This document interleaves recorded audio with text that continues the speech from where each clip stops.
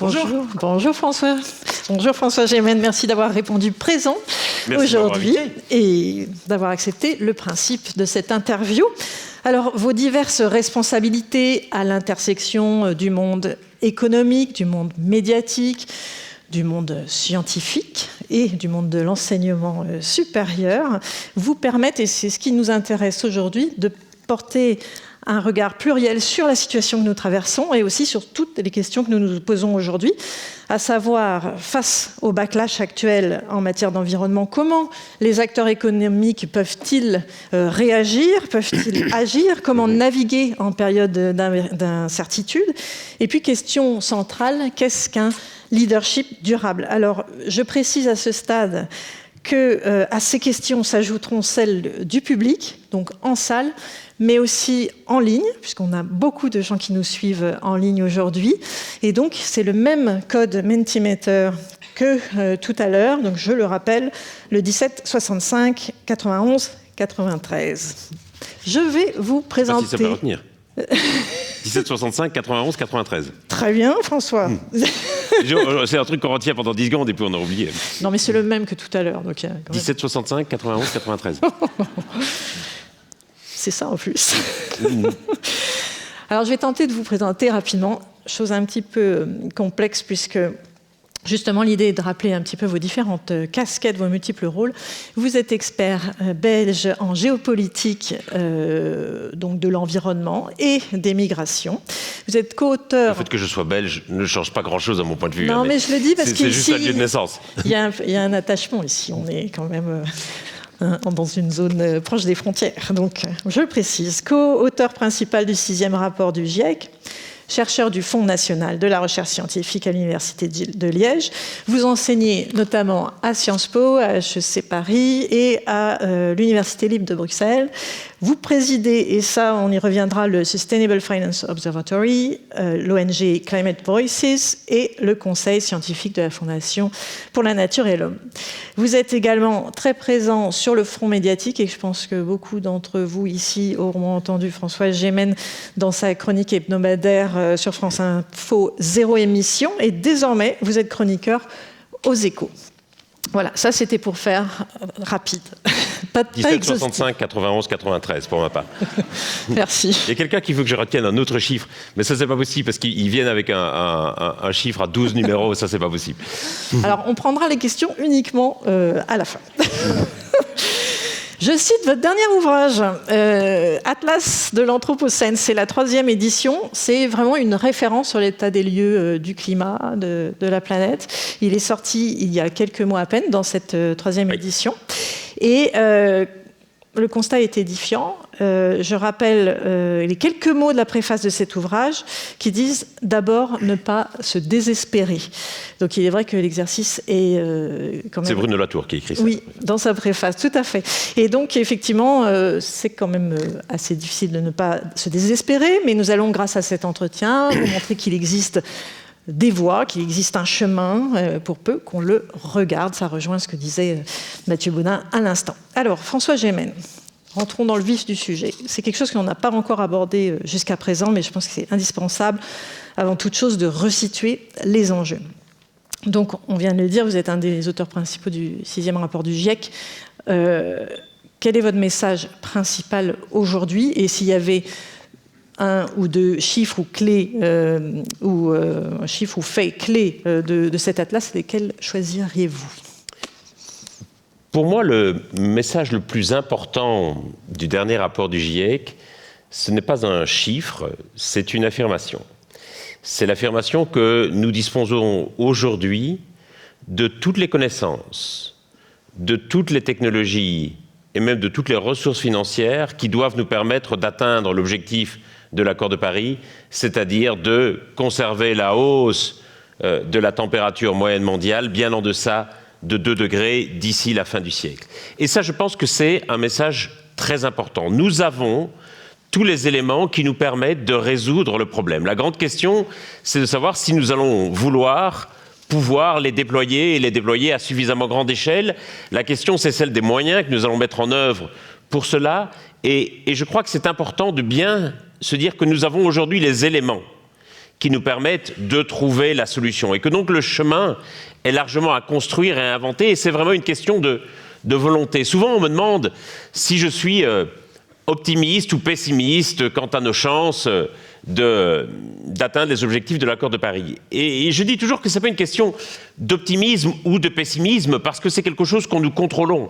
C'est une question en fait de volontarisme. C'est pas comme si nous devions évaluer nos chances par rapport à une probabilité sur laquelle nous n'ayons pas de prise. Nous avons une énorme prise là-dessus, et la trajectoire de réchauffement sur laquelle nous serons au cours de nos vies dépend largement des actions, des décisions que nous allons prendre et poser au cours des prochaines années. Pour moi, le principal message, il est là. D'accord. Bon, on a parlé des 1,5 à 2 degrés comme objectif. On en est où aujourd'hui? Quelles sont les projections?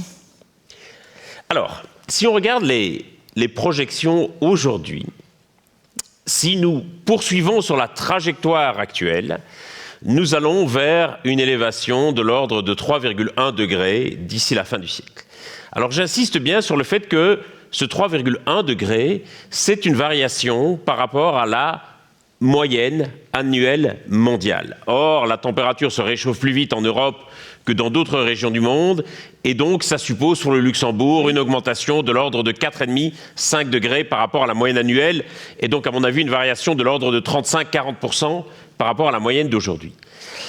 Si maintenant, dans l'éventualité où les gouvernements respecteraient leurs engagements, mais ce ne sont pas les premières personnes auxquelles je ferai confiance pour respecter leurs engagements, si les gouvernements respectaient les engagements qu'ils ont pris dans le cadre des COP, des négociations internationales, alors nous pourrions limiter cette hausse à 2,5 degrés.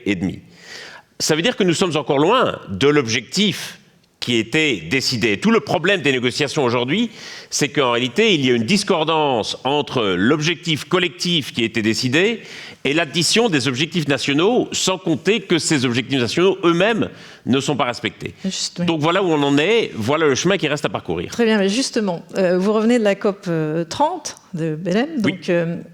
Quel est votre bilan? Quel est le bilan de cette COP 30? Nul. Du franc-parler, hein, vous avez dit. Nul. C'est à mon sens un très mauvais bilan. Et vraiment, je ne veux pas être négatif. Je suis connu pour essayer d'être... Oui, tout à fait. Je vois généralement le verre plutôt à moitié plein qu'à moitié vide. Mais il me semble qu'on arrive à une sorte de...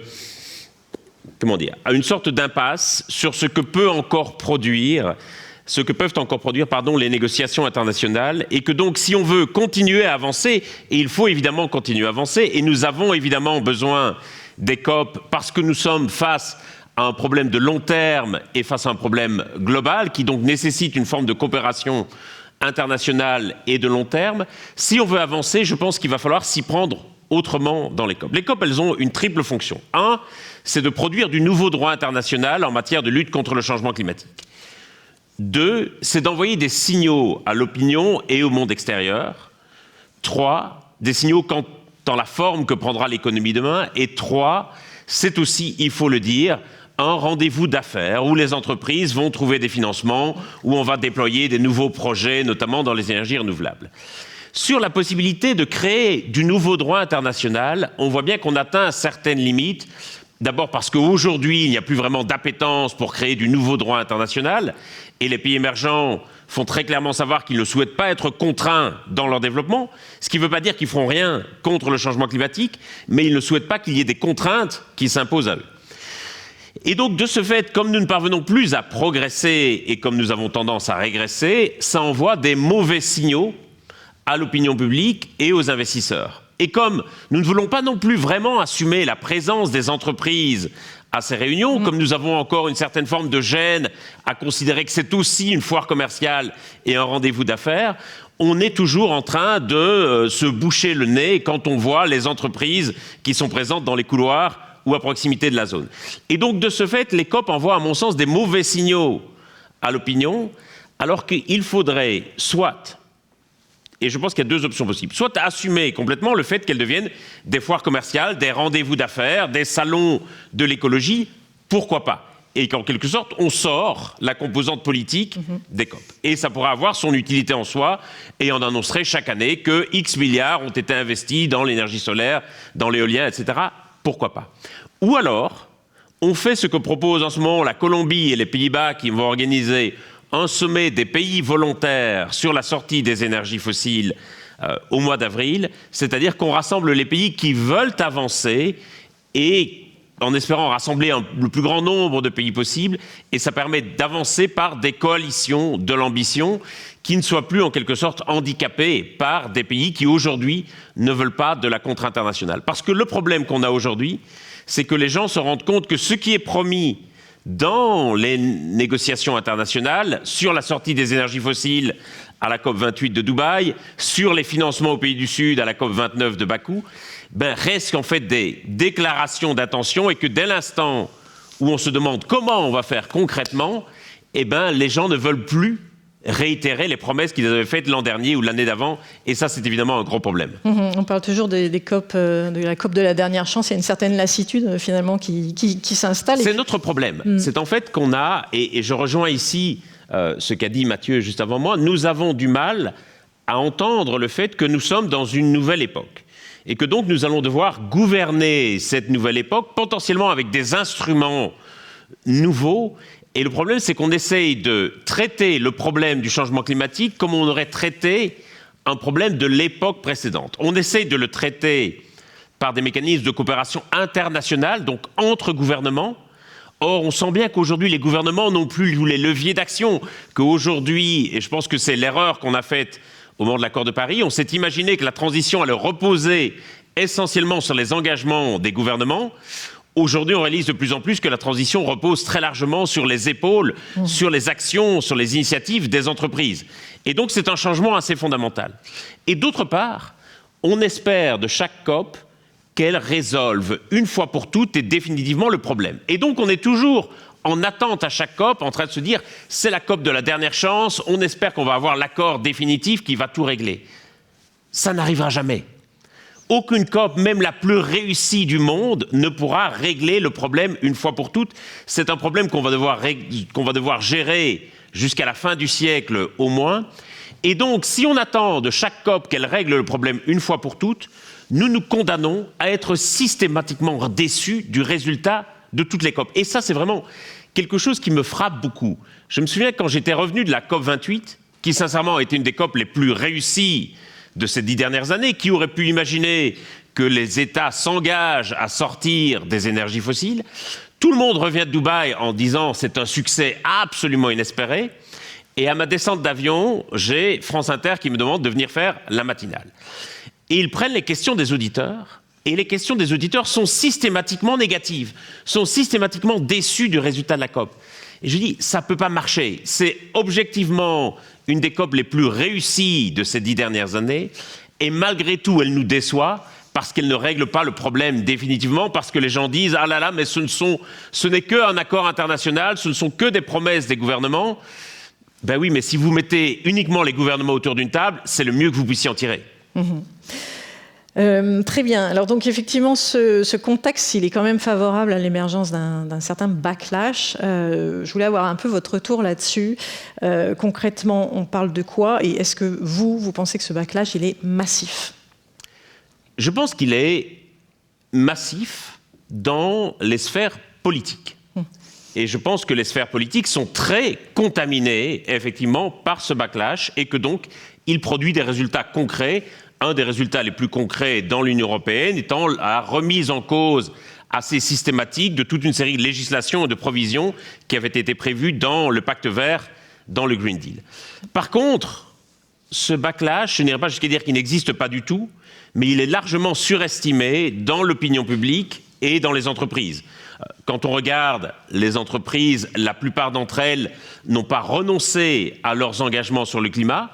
Par contre, effectivement, le backlash politique crée des hésitations, crée de l'attentisme et de l'immobilisme parce que les entreprises ne voient aucun signal clair de la part des gouvernements et ce n'est pas à la COP30 qu'elles vont voir des signaux clairs non plus. Et donc, il y a une forme d'attentisme et donc d'immobilisme et il y a aussi une peur des entreprises d'affirmer leur engagement. C'est la question du silence vert, du greenwashing. Les entreprises n'osent plus communiquer sur ce qu'elles font. Et je pense que c'est assez dramatique, on y reviendra. C'est ça, vous dites on est passé du greenwashing au greenhushing. C'est-à-dire qu'auparavant, les entreprises considéraient que l'action en faveur du climat était quelque chose d'attendu par l'opinion. Et donc les entreprises aimaient beaucoup faire la publicité de tout ce qu'elles faisaient, quitte à exagérer ce qu'elles faisaient, ce qui est évidemment le greenwashing, une pratique commerciale condamnable. Aujourd'hui, pour un certain nombre d'entreprises, on est passé, je dirais, complètement de l'autre côté de la barrière. Et donc, on a encore des engagements sur le climat, sur la biodiversité, sur l'environnement en général, mais on n'ose plus en faire état. On a peur que si on en parle, on tende le bâton pour se faire battre parce qu'on ne serait pas suffisamment parfait. On a peur de donner l'impression d'un parti pris idéologique. On a peur de perdre certains marchés aux États-Unis ou dans d'autres pays qui sont hostiles à la transition. Et donc, on se tait. Et le problème, je dirais, de ce greenwashing, c'est évidemment qu'on donne l'impression aux autres qu'on ne fait plus rien du tout, et que si les gens ont l'impression que les grandes entreprises n'agissent plus, et ben du coup, ils ne vont plus rien faire eux-mêmes, évidemment, et ça va donner l'impression d'un blocage de la transition, parce qu'on oublie souvent que la transition est aussi affaire d'émulation et de dynamique collective. Et d'autre part, ça donne dans le débat public l'impression que l'engagement pour le climat serait presque quelque chose de honteux, quelque chose dont une entreprise devrait avoir honte. Et ça, je pense que c'est absolument dramatique. D'une certaine manière, si je veux être un peu provocateur, l'avantage du greenwashing, malgré tous ses défauts, c'est qu'il donnait au moins l'avantage que l'engagement pour le climat était quelque chose de désirable dans la société, était quelque chose de souhaité. Si désormais on a l'impression que l'engagement pour le climat est quelque chose de honteux qu'il faut cacher, c'est absolument dramatique. C'est pour ça que j'engage tout à fait les entreprises, et je donne d'ailleurs de ma personne pour cela, pour essayer de les encourager à communiquer sur ce qu'elles font pour le climat, à valoriser les solutions qui existent aujourd'hui, parce que je pense qu'on arrive dans une impasse si les gens ont l'impression qu'eux voudraient agir, qu'eux sont tracassés par le problème, et tous les sondages montrent que la question du climat ou de la biodiversité figure dans les priorités, dans les principales préoccupations des gens. Mais si les gens ont l'impression qu'il n'y a pas de solution et que personne ne fait rien, à ce moment-là, ça en devient absolument désespérant et plus personne ne fait rien. Oui, tout à fait. Donc vous dites qu'il y a une sorte aussi d'asymétrie de pouvoir dans les combats narratifs contre narratifs, narratif du backlash contre narratif pro-environnement. Qu'est-ce qui n'a pas fonctionné ? Il y a une minorité de gens aujourd'hui qui voudraient en finir avec la transition écologique. Voilà. D'après les sondages, ils sont entre 10 et 15%. C'est d'ailleurs une petite minorité. Mais le problème, c'est qu'on les entend beaucoup. Et que d'une certaine manière, c'est le revers de la médaille. À l'époque, il y a encore 10 ans, lorsque la question écologique était une préoccupation mineure des gens, on entendait beaucoup, effectivement, les activistes, les chercheurs qui sonnaient l'alerte et qui voulaient qu'on parle davantage de ce problème. Maintenant que cette victoire culturelle a été remportée, que c'est une préoccupation majeure des gens, il y a ce biais médiatique, forcément, qui donne beaucoup d'importance à la parole minoritaire, au point que désormais, il se produit ce qu'on appelle une sorte de spirale du silence, où des gens qui souhaitent la transition écologique, des entreprises qui s'engagent, ont l'impression que leur position devient de plus en plus minoritaire, et donc il se produit un phénomène tout à fait connu en psychologie sociale. Si vous avez l'impression que votre opinion est minoritaire dans la société, vous allez avoir tendance à cacher, à taire votre opinion. Et ça a des effets performatifs. Je donne juste un exemple d'une expérience qui a été menée par des collègues américains il y a quelques années. Ils faisaient venir les gens, un à un, et ils posaient $450 en cash sur la table. Ils leur disaient, vous avez deux choix. Soit vous prenez cet argent avec vous, et vous gagnez $450 pour la journée, ce qui est quand même pas mal payé, ou alors, vous choisissez d'en donner une partie à une association qui va l'investir dans les énergies renouvelables. Et en fait, la grande majorité des participants à l'expérience étaient d'accord de laisser une partie de l'argent, en moyenne la moitié, donc 200 ou $250, une somme conséquente. Mais ce qui est vraiment intéressant, c'est que tous les gens pensaient qu'ils étaient les seuls à avoir fait ce choix et que tous les autres avaient empoché les $450.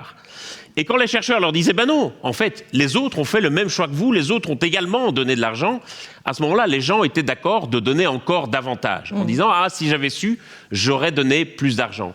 On voit bien le côté absolument performatif de ça, et c'est très, très important de bien souvenir qu'on est dans une affaire de dynamique collective ici.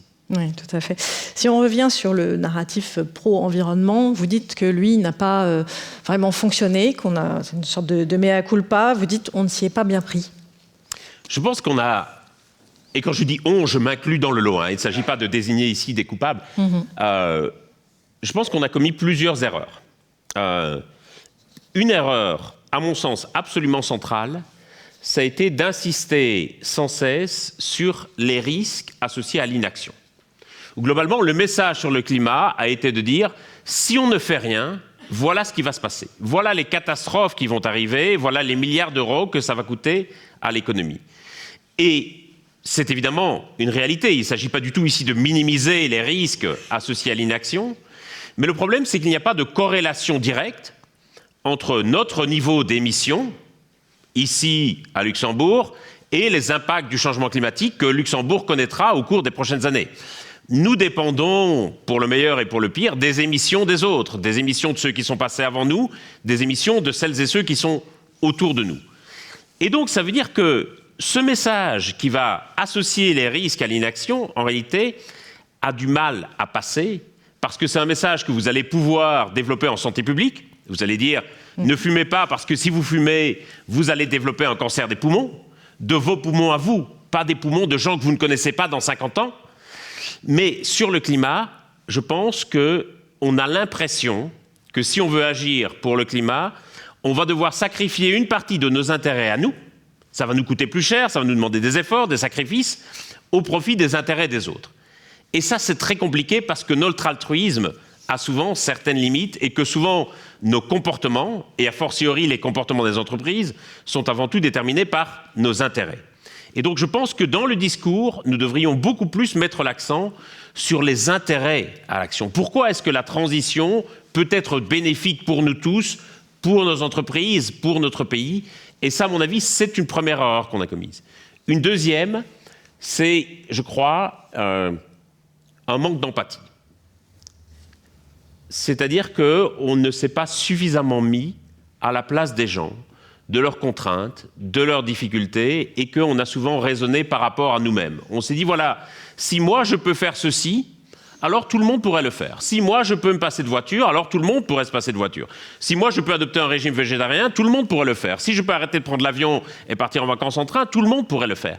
Alors que les gens sont dans des situations extraordinairement différentes les unes des autres, et c'est pour ça, à mon avis, que l'écologie, en premier lieu, si elle veut percoler dans la société, doit absolument s'abstenir de tout jugement de valeur sur les comportements. Et je vois tellement souvent énormément d'énergie qui est consacrée, notamment sur les réseaux sociaux, à pointer du doigt les comportements des uns et des autres, en disant « il ne faut pas faire ceci, il faut faire cela », etc. Je me dis, si nous pouvions consacrer une fraction de ce temps et de cette énergie, non pas à pointer du doigt les comportements des uns et des autres, mais à encourager et à valoriser ce qui va dans le bon sens, je pense qu'on ferait des pas de géant parce qu'on pourrait davantage s'inspirer les uns des autres. Et nous avons peut-être aujourd'hui grand besoin de nous inspirer les uns des autres. C'est ça alors le sustainability leadership? Est-ce que vous définiriez ça de cette façon? Faire preuve de leadership en matière de développement durable. C'est donner confiance. C'est donner confiance non seulement en soi-même, et je pense que la question de la confiance en soi est quelque chose de très important dans le leadership, mais c'est surtout donner confiance dans l'avenir. Et je crois qu'aujourd'hui, et vraiment je veux me faire écho aux paroles de Mathieu juste avant moi, aujourd'hui un problème fondamental de nos sociétés, c'est que nous avons perdu une certaine forme de confiance dans le progrès. C'est-à-dire que nous n'avons plus la certitude que nos enfants mèneront une vie meilleure que celle que nous menons, nous-mêmes qui menons une vie meilleure que celle que nos parents ou grands-parents ont menée. Nous avons même quasiment la certitude du contraire. C'est-à-dire que nous sommes convaincus que le futur sera plus difficile et que nos enfants auront une vie plus difficile que la nôtre. Et ça a des conséquences tout à fait délétères pour la démocratie. D'abord parce que nous faisons déjà de moins en moins d'enfants, parce que nous craignons un peu le futur, nous épargnons de plus en plus, et puis surtout, si nous ne parvenons pas à nous projeter positivement dans le futur, notre réflexe naturel, ça va être évidemment de nous réfugier dans un passé, et notamment dans le passé fantasmé des 30 Glorieuses. C'est exactement le projet politique de Donald Trump, du Make America Great Again, c'est-à-dire de remettre au présent les recettes du passé et une certaine Amérique fantasmée des années 50 et 60, avec ses codes sociaux, familiaux et son mix énergétique. Et je crois qu'on voit bien à quel point c'est une tentation très, très dangereuse pour la démocratie. Et c'est pour ça que nous devons absolument à nouveau faire de la transition un projet qui nous permette de nous projeter positivement dans l'avenir, d'inventer une nouvelle économie, d'inventer un nouveau rôle pour l'entreprise dans la société, un nouveau sens au travail. Si nous ne parvenons pas à nous projeter positivement dans l'avenir, et on a vu avec tous les films de science-fiction qu'on a beaucoup de mal à se projeter positivement dans l'avenir, eh bien le risque est évidemment de nous enfermer dans un passé fantasmé. Je suis très frappé quand on regarde les travaux, y compris des dessins d'écoliers dans les années 60 ou 70, quand on leur demandait de se représenter l'an 2000. On avait une vision très positive dans le 2000, certes un peu techno-futuriste, mais on avait une vision très positive de l'an 2000. Aujourd'hui, quand on essaie de se projeter à 2050 ou à la fin du siècle, c'est toujours une projection sur un monde sans foi ni loi, ravagé par les impacts du changement climatique où la biodiversité a complètement disparu. On sait le chemin que nous ne voulons pas emprunter, on connaît le monde dans lequel nous ne voudrions pas vivre, mais on a beaucoup de mal à se projeter collectivement vers le monde dans lequel nous voudrions vivre. Tout à fait. Je me tourne vers la salle parce que je vous avais promis une session de questions-réponses. Penda, qui est ma collègue, qui se trouve, je la vois là-bas, relaiera les questions qui viennent de notre plateforme en ligne. Donc peut-être, Penda, on peut commencer avec toi. Test, vous m'entendez bien? Très bien. Merci Marie. Bonjour François. Alors, nous avons quelques questions en ligne. La première étant, quel premier pas concret une organisation peut-elle faire pour renforcer sa résilience et son impact, même dans un contexte instable? Alors, les deux sont différents. Sur ce qui est du renforcement de sa résilience, le premier pas, c'est de reconnaître ses vulnérabilités.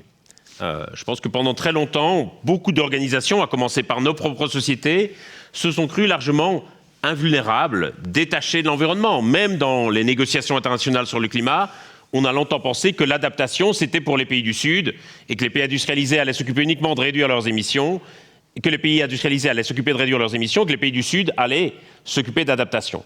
On voit bien que la question de l'adaptation aux impacts du changement climatique nous concerne aussi. Moi, j'ai été très marqué, vous avez rappelé que j'étais né en Belgique, dans la région de Liège. J'ai été très marqué de voir au moment des grandes inondations de la Vesdre à l'été 2021, à quel point nous étions impréparés, à quel point nous étions même incapables d'évacuer les populations et de dire aux gens, voilà où vous pouvez vous mettre à l'abri. Et donc, prendre conscience de ces vulnérabilités, c'est le premier pas sur le chemin de l'adaptation et donc de la résilience. Et puis, il y a la question de l'impact qu'on peut avoir. Et je pense que de plus en plus, les entreprises devraient se poser la question de l'impact qu'elles peuvent avoir sur leur écosystème, sur leurs fournisseurs, sur leurs clients, sur potentiellement leurs concurrents. Et parfois, il me semble que dans la manière dont on a envisagé les questions d'engagement ESG dans les entreprises, on s'est trop focalisé sur l'interne de l'entreprise elle-même.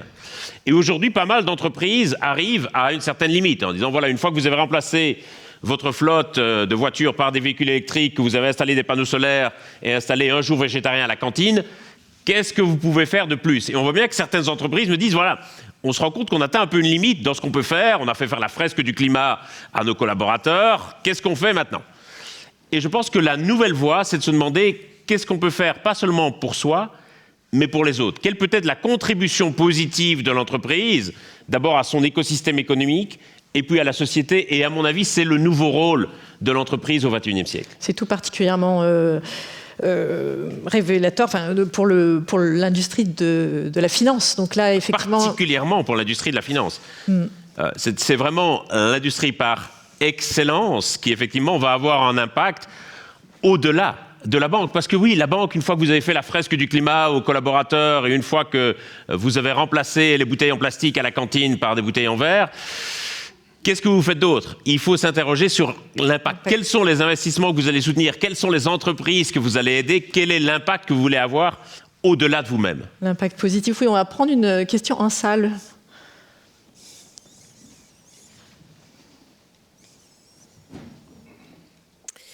Merci. Donc, vous avez dit qu'on a du mal à se projeter. Et vous avez notamment... Positivement, on parvient parfaitement à se projeter négativement. Tout à fait. Et vous avez parlé de... Enfin, j'ai noté quelques valeurs que vous avez commencé à nommer, notamment l'empathie, le fait d'agir de façon désintéressée et d'être la volonté. Et je me demandais si... on a du mal à se projeter positivement parce qu'on n'est pas encore prêt à remettre en question notre éducation fondamentale et à remettre en question les valeurs qui guident nos actions. Peut-être que la sobriété, le contentement, remettre en question ce que c'est la vraie richesse, ce sont aussi des choses qui permettraient à chaque individu de vraiment profondément changer de voie. Donc voilà, je suis curieuse de ce que vous avez à dire là-dessus. Merci. Je pense que je suis d'accord avec le fond du propos, mais je pense qu'il faut absolument, si on veut avancer, dépasser le stade de l'incantation et accepter le fait que la question des valeurs est une question très personnelle et qu'au fond, moi, je n'ai pas à juger des valeurs des uns et des autres. Par contre, la question fondamentale, à mon sens, c'est la question des indicateurs. Qu'est-ce qu'on va se donner comme indicateur de prospérité? Et je crois que, et c'est évidemment en lien avec la question des valeurs, les indicateurs qu'on a utilisés jusqu'ici étaient largement des indicateurs quantitatifs. C'est-à-dire que nous mesurions le progrès en termes de plus, sur le PIB, sur le chiffre d'affaires des entreprises, sur leurs bénéfices, leur part de marché, etc. Un grand enjeu, je crois, y compris si on veut sortir des débats un peu stériles, croissance versus décroissance, le grand enjeu, je crois, c'est de se demander ce que nous voulons mesurer au XXIe siècle et comment nous allons pouvoir mesurer le mieux et pas seulement le plus. En d'autres termes, comment nous allons pouvoir adjoindre des indicateurs qualitatifs aux indicateurs quantitatifs. C'est pour ça que la question de la CSRD, donc la directive sur le reporting extra-financier des entreprises, qui certes était mal calibrée, qui certes était une usine à gaz, certes a posé des milliers de points de données au point qu'ils sont devenus lisibles, mais dans son intention, je pense qu'il y a quelque chose de fondamental, parce que l'idée c'est de dire nous allons désormais juger de la performance d'une entreprise, non seulement à l'aune de ses résultats financiers, mais également à l'aune de son impact social et environnemental. Et ça, je crois que c'est fondamental, y compris dans la manière dont on va revoir effectivement notre système de valeurs et la manière dont nous allons juger de la prospérité de nos sociétés. Et ça, à mon avis, c'est une vraie voie d'avenir. Tout à fait. Il nous reste peu de temps. On va reprendre une question de la salle. Merci beaucoup pour votre intervention. Permettez-moi une intervention d'un point de vue d'un politicien.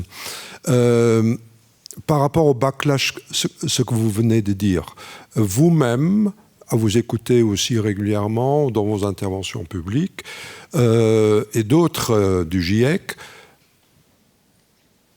merci pour votre vision positive des choses et de mettre le positif en avant. Le monde politique de la sphère écologique s'appuie sur vous. Et le backlash est là.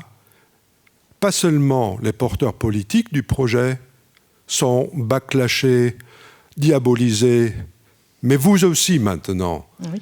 Et nous combattons à moyens inégaux. Et, ça révolte au quotidien. Et justement, malgré les discours positifs, nous avons en face de nous, nous sommes diabolisés, et ce qui empêche les lecteurs de voter pour nous, de vous soutenir, malgré leurs préoccupations.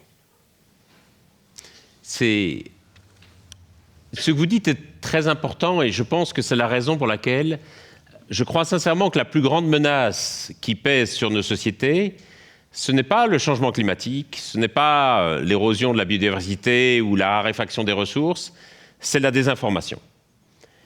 Et que si nous ne parvenons plus à avoir, en tant que société, une base, un socle d'informations communes à partir desquelles nous pouvons débattre de différentes options politiques, à partir desquelles nous pouvons débattre de différentes solutions, à ce moment-là, nous n'allons pas y arriver parce que nous allons vivre littéralement dans des sociétés différentes, parce que nous n'allons plus avoir la même compréhension du problème.